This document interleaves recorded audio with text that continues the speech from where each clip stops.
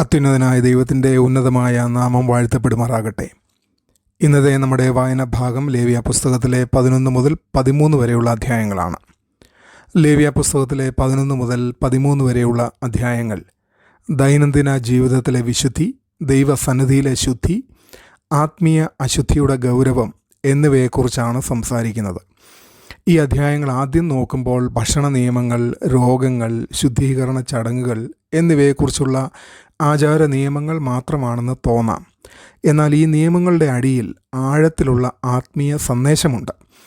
വിശുദ്ധി സമാഗമന കൂടാരത്തിനുള്ളിലെ ആരാധനയിൽ മാത്രം ഒതുങ്ങുന്നതല്ല. ദൈനംദിന ജീവിതത്തെയും ശരീരപരമായ നടത്തത്തെയും വ്യക്തിപരമായ തിരഞ്ഞെടുപ്പുകളെയും സമൂഹ ജീവിതത്തെയും ബാധിക്കേണ്ടതാണെന്ന് ദൈവം ഇസ്രായേലിനെ പഠിപ്പിക്കുകയായിരുന്നു. ഈ അധ്യായങ്ങൾ ആവർത്തിച്ച് ഊന്നിപ്പറയുന്ന വലിയ സത്യം ഇതാണ്: ദൈവം വിശുദ്ധനായതിനാൽ ദൈവജനവും ലോകത്തിൽ നിന്ന് വേർതിരിഞ്ഞവരായിരിക്കണം എന്നത്രേ. 11-ാം അധ്യായത്തിൽ ശുദ്ധവും അശുദ്ധവുമായ മൃഗങ്ങളെക്കുറിച്ചുള്ള വിശദമായ നിർദ്ദേശങ്ങൾ ദൈവം നൽകുന്നു. ഏത് മൃഗങ്ങളെ ഭക്ഷിക്കാമെന്നും ഏത് ഒഴിവാക്കണമെന്നും ദൈവം ഇസ്രായേലിനോട് പറയുന്നു. വീണ്ടു ചവയ്ക്കുകയും പിളർന്ന കുളമ്പുകളുള്ളതുമായ കരമൃഗങ്ങൾ ശുദ്ധമായവയായിരുന്നു. ചിറകും ചെതുമ്പലുകളുമുള്ള ചില ജലജീവികളെ ഭക്ഷിക്കാമായിരുന്നു. മറ്റുള്ളവ നിരോധിക്കപ്പെട്ടു. ചില പക്ഷികളും ഇഴജന്തുക്കളും അശുദ്ധങ്ങളായി പ്രഖ്യാപിക്കപ്പെട്ടു. ചത്ത മൃഗങ്ങളെ തൊടുന്നതുകൊണ്ടും ഒരാൾ ആചാരപരമായി അശുദ്ധനാകാമെന്ന ഈ അധ്യായം പറയുന്നു. സാധാരണ ആരാധനാ ജീവിതത്തിലേക്ക് മടങ്ങി വരുന്നതിന് മുമ്പ് ശുദ്ധീകരണം ആവശ്യമായിരുന്നു. ഇന്നത്തെ വായനക്കാർക്ക് ഈ ഭക്ഷണ നിയമങ്ങൾ വിചിത്രമായി തോന്നാം. എന്നാൽ ഇസ്രായേലിനായി ഇവയ്ക്ക് പല ഉദ്ദേശങ്ങളുണ്ടായിരുന്നു. ജാതികളിൽ നിന്ന് ഇസ്രായേലിനെ വേർതിരിക്കുക, ദൈനംദിന കാര്യങ്ങളിൽ അനുസരണം പഠിപ്പിക്കുക, ഭക്ഷണം പോലുള്ള സാധാരണ ശീലങ്ങളിലും വിശുദ്ധി ബാധകമാണെന്ന് ഓർമ്മിപ്പിക്കുക. അധ്യായം ദൈവത്തിൻ്റെ ഈ കൽപ്പനയോടെ അവസാനിക്കുന്നു: ഞാൻ വിശുദ്ധനായതുകൊണ്ട് നിങ്ങളും വിശുദ്ധരായിരിക്കണം. ഇതാണ് ഈ അധ്യായത്തിൻ്റെ കേന്ദ്ര ദൈവശാസ്ത്ര സന്ദേശം. ആത്മീയമായി ശുദ്ധവും അശുദ്ധവുമായ മൃഗങ്ങൾ വിശുദ്ധതയും അഴിമതിയും തമ്മിലുള്ള വിവേചനത്തെ പ്രതിനിധീകരിക്കുന്നു. ചുറ്റുമുള്ള സംസ്കാരങ്ങളിൽ നിന്ന് വ്യത്യസ്തമായി ചിന്തിക്കാനും ജീവിക്കാനും ദൈവം തൻ്റെ ജനത്തെ പരിശീലിപ്പിക്കുകയായിരുന്നു. പുതിയ നിയമത്തിൽ ക്രൈസ്തവർ ഇനി ആഹാര നിയമങ്ങളുടെ കീഴിലല്ല. കാരണം ക്രിസ്തു ന്യായപ്രമാണം നിറവേറ്റി.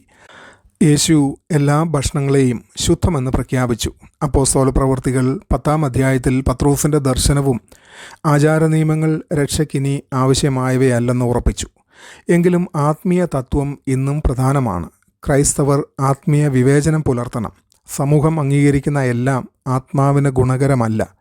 ഇന്നത്തെ അശുദ്ധ സ്വാധീനങ്ങളിൽ ഉൾപ്പെടാവുന്നത് പാപപരമായ വിനോദങ്ങൾ, ദുഷിച്ച ബന്ധങ്ങൾ, ദൈവഭക്തിയില്ലാത്ത ജീവിത ശൈലികൾ, വ്യാജോപദേശങ്ങൾ, ആത്മീയ ജീവിതത്തെ ദുർബലമാക്കുന്ന ശീലങ്ങൾ.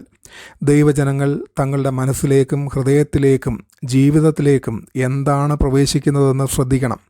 ലേവ്യ പുസ്തകം 11 ഇന്നത്തെ വിശ്വാസികളെ പഠിപ്പിക്കുന്നത് വിശുദ്ധി ദൈനംദിന തീരുമാനങ്ങളിലും ഉണ്ടാകണം എന്നതാണ്.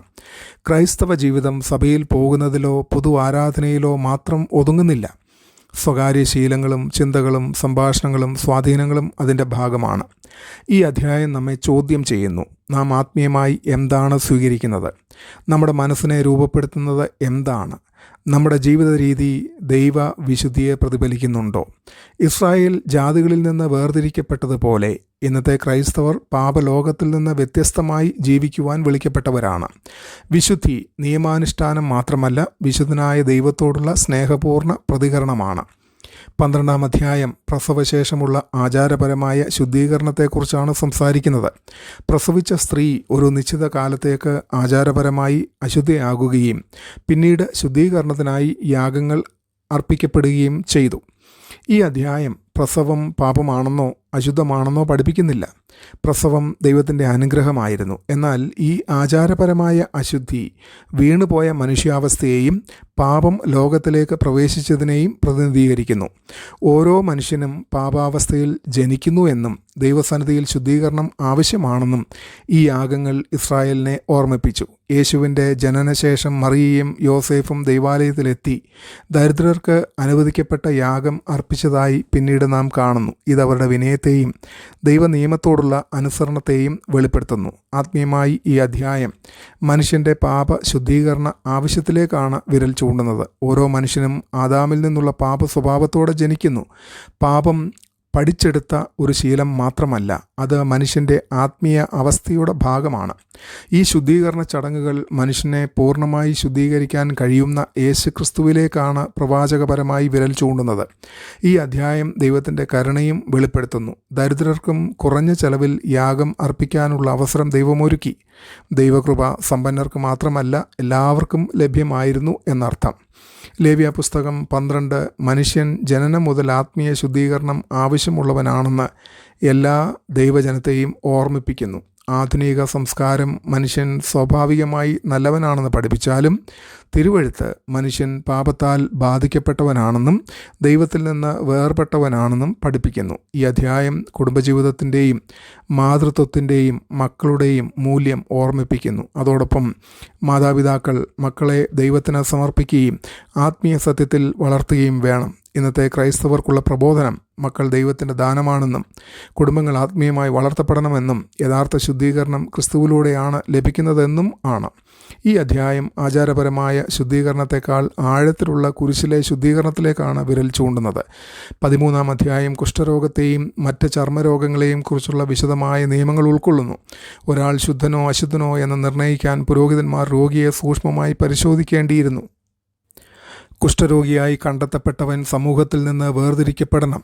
കീറിയ വസ്ത്രവും അഴിച്ചമുടിയും അശുദ്ധനെന്ന് വിളിച്ചു പറയുന്നതും അവൻ്റെ അവസ്ഥയെ വ്യക്തമാക്കണം. ഇത് ഭാഗികമായി ആരോഗ്യപരമായ കാരണങ്ങൾക്കായിരുന്നുവെങ്കിലും ആത്മീയ പ്രതീകവുമായിരുന്നു.